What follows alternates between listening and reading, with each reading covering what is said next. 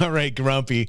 He's still making Star Citizen videos, by the way, if you if you haven't heard.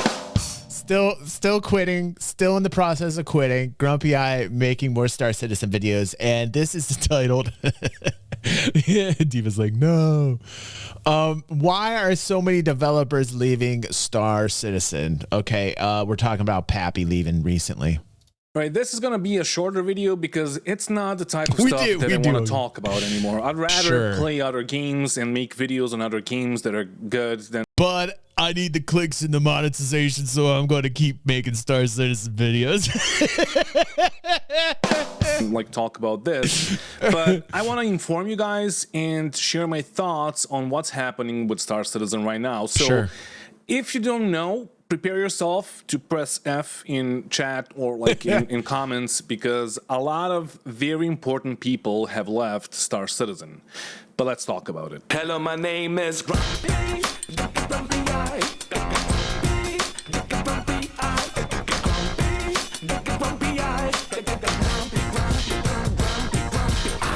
Alright, so in short, there were already some rumors about CEG restructuring some of the teams, and that this will mean that there will be some layoffs. But I have never seen a restructuring in any gaming company or in any other industry for that matter that would lead to firing the top people. Sure, companies will fire the top people if there is a scandal surrounding their names, or if the company itself got bought by a bigger company. Wait. The premise of this is really screwed up, man. Like, every company goes through cycles like this, man. Doesn't matter. Every like we're just because people are quitting. There's so many reasons why people quit their jobs, man. There's so many reasons. Not even like in a mad clickbait Star Citizen world where everybody thinks that it's a scam, you know. I'm talking about the real world where people work and then they quit their jobs for whatever reason. They're not getting along with their boss. They're not getting enough money. There's some conflicts going on in the company. These things like happen, and a company as big as Cloud Imperium where there's like 1,000 employees, man, these things are pretty normal if you ask me. But let's just continue with the thesis that because this has happened, it's got to be a scam and there's got to be trouble. But let's keep going. Let's keep going. I have also seen companies firing most of the devs after they finish the project, but I have never seen a company starting to focus on a project and then firing the people that have been keeping that project alive for years. As far as we know, Todd Papy, Vincent Sinatra, Dane Kubica, or I'm probably butchering the name, and Jay Cross left. Dan Truffing is still not confirmed. And Paul Jones left, and people leave all the time. And like, you know, the only time like I'm really going to get worried about this type of thing is if Tony Z goes. Then I'm...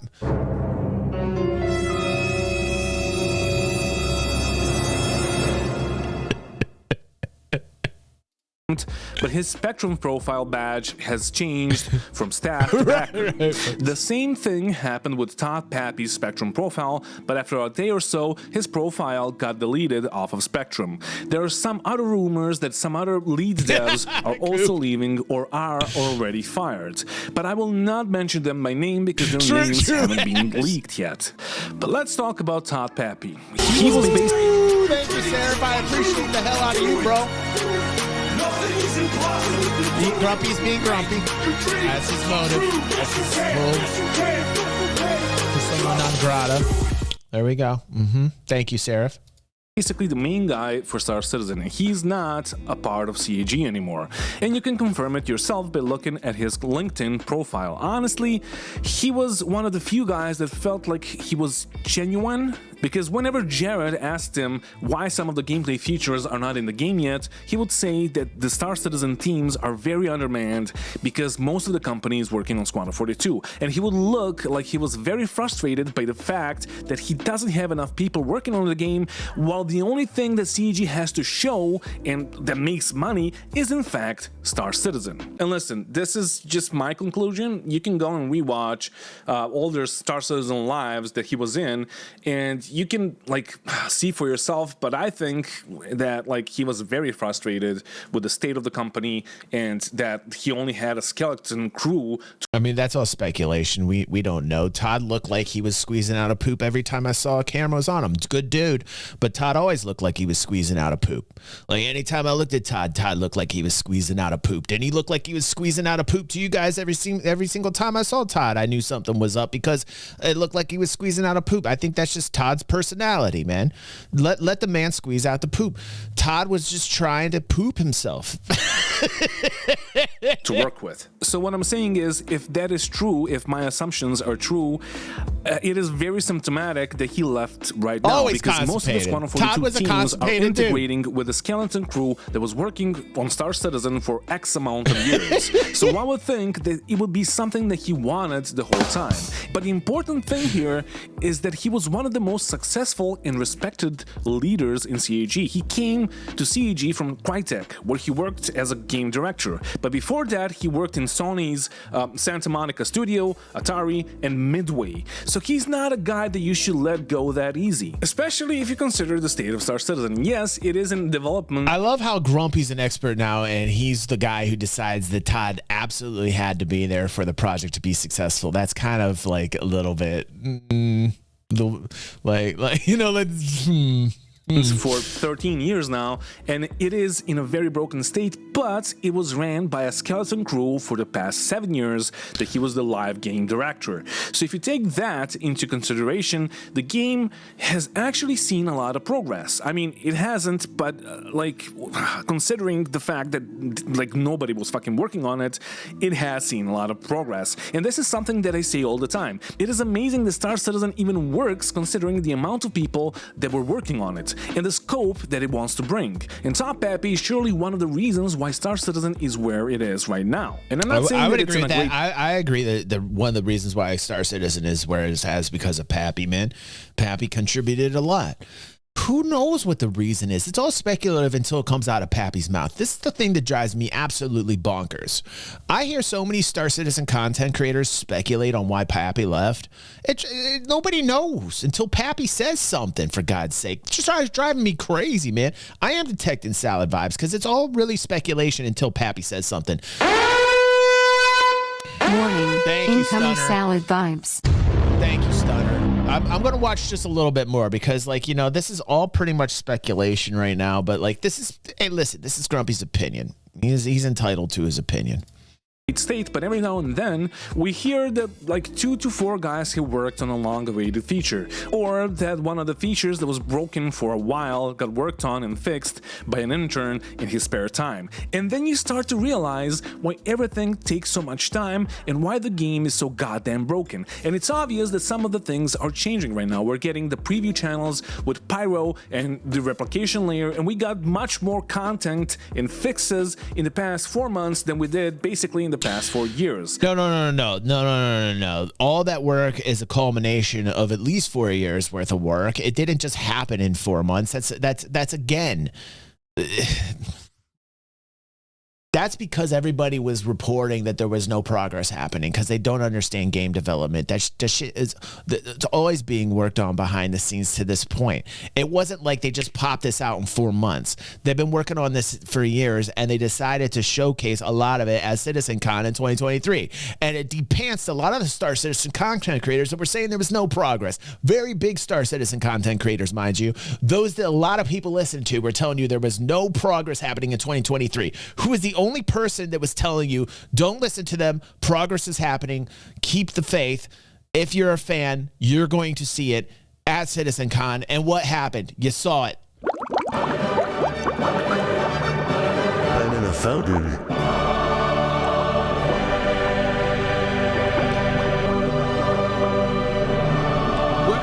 Where's the DG360 fans at? I hope you guys are going over to these large Star Citizen content creators that were telling you that there was no progress, and now they completely sidestepped it. I talk about those all the time. Never gets any airplay. Nobody ever seems to like say, hey, maybe DG's right about something like this. How about putting those people, making those people accountable, but not watching their stuff anymore? Like, how about actually disliking their videos? Instead of subscribing just because you see 1 million subscribers next to their name doesn't mean they're right. You know, like power in numbers, I guess. You know, power in numbers, I guess. And I don't know if CEG as a company is changing because of lack of growth, but I would say that the changes that I saw so far from a player's perspective are very pleasing. That is, until I saw that some of the people like Todd Papy got laid off. And look, I can understand downsizing due to the company itself not having financial growth like it had in the past few years up until 2023. And I can also understand that they need to downsize because they finished the project. But I can't understand getting rid of the key people that were keeping the game alive while the whole company was focusing on a side project that was kept away from the backers' eyes. And I'm speaking as a backer right now, like it's very concerning because we have grown to love and trust certain people in this company. You're right. We have watched them for years, just for them to get laid off the moment the company starts focusing on that very game that they kept alive that we backed for almost a decade and a half ago. And bear in mind that some of us backed the game or like invested even more into the game because of these guys in their reassuring words. And sure, there's only investment of heart here, by the way. If you think there's any investment in money in here, you're definitely not aware of what it is that you're getting involved in. There's no investment here. Investment requires that you get a return on an investment. An investment means that you will either lose your money or there's an ROI. When you're doing this, when you're buying ships, it's a pledge. It's a pledge. So first off, get that through your heads, everyone. Like, it is a pledge. You're pledging. Read the legalities of what it is that you're getting into before you get into it. You're not investing in anything. You're not investing in this. This isn't a crypto token. This isn't Web3. This isn't a stock. You're pledging to buy a ship because you are a fan of it. Period. That's it. And it might not end out, and it might not make it. So that's it. So this whole thesis about it's an investment is bullshit. You know, like, thank you. I've invested hard. Hugh gifting a tier 3. Oh my God, Hugh, I gotta get this. I gotta get your sound effect button, buddy. I gotta get your sound effect, buddy. Tier 3 sub. Wow. He's supposed to work in the same place forever, and we already saw it with Paul Johns leaving in 2022. Actually, his whole team left and went to Ubisoft. Nobody has to work in a place that they don't like or where they're not getting paid as much as they should. But I think that we all can agree that losing people like Todd Papy and Dan Truffin or even Jay Cross is very weird at this point in time. Jay Cross was the lead producer, and he was employed by CEG. Tensions are always going to be high in situations like this. Tensions are high. Tensions are high in this community here. Tensions are high in the fan base, and tensions are high in the Cloud Imperium workspace. The tensions are going to be high. This has never been done. This is going to take a long time.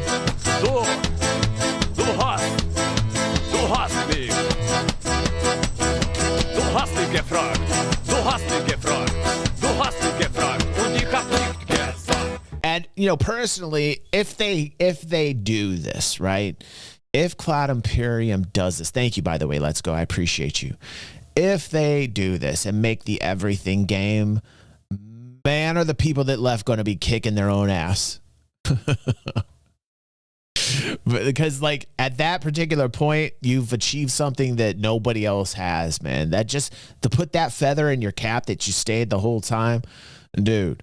But I get it. You know, there's probably differences of opinion on direction of the game. We are at a point in the development of the game where shit is getting very serious right now, and tensions are getting very high, right? You're getting into the point of the development of the game where, you know, there's a lot more happening than there used to be. Everything's culminating to a head right now, and people are arguing probably. I mean, that's just part of this development process that we're in. We're seeing a lot of people leave because we're getting to a point where there are a lot of opinions on where the game needs to go from this point forward. Period. For 10 years, and he was a direct contributor or an active driver for over 25 major live releases for Star Citizen, and I would say that he was also one of the top guys just because of that.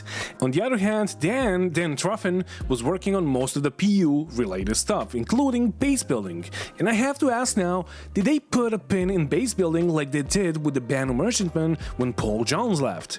Because, like, it's been 2 years, and it's fascinating that they still haven't found a team to replace the guys that were working on the BMM. So should we expect... Chris has always had a problem with management. I mean, we talked about this since the beginning of the, this is my opinion. And this is something I've said many times. Chris has always had a problem on the management side of things when it comes to managing. He is a very detail oriented. Some people would say that's not a problem. Some people would say that his managing style and the fact that like his attention to detail of the game is not a problem, right? But like in terms of like the business oriented, like teams communicating with one another and the way he's building the business, some people would say that he's got a problem managing. I being one of those people, just by following it. Now, if you're going off of revenues, they're killing it. If you're going off of the revenue side of things, they're killing it right now. And then the biggest